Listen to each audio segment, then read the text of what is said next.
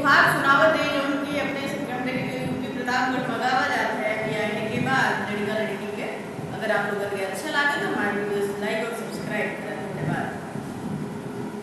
इतनी सूरतिया की दुल्हे कवन रामा कहे गुना रहला कुंवार मोरे ललना रे कहे गुना रहला कुंवार मोरे ललना।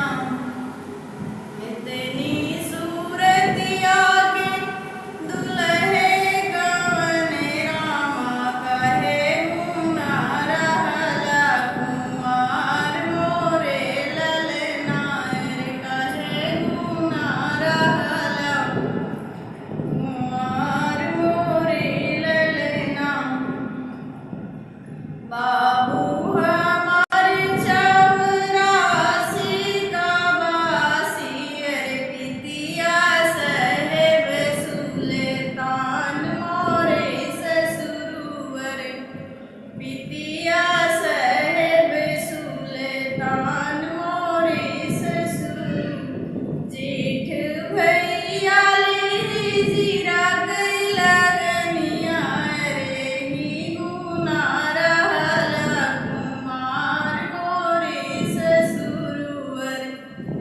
यही गुना रहला कुंवार मोरे ससुरु।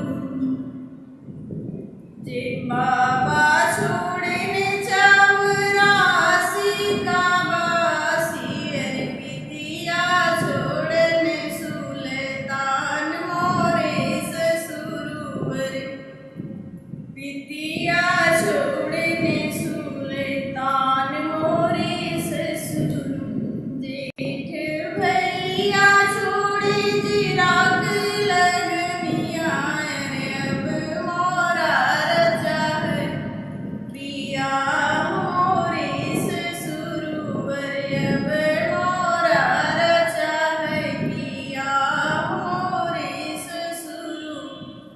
जेठ भैया छोड़े चिराग लगनिया रे अब मोरा रजा है पिया मोरे ससुर। इतनी सूरतिया के दुल्हे कवन रामा कहे गुना रहला कुंवार मोरे ललना रे कहे गुना रहला कुंवार मोरे ललना। धन्यवाद। अगर आप लोगों को अच्छा लगा हो तो हमारे वीडियो लाइक और सब्सक्राइब करें और शेयर करें। धन्यवाद।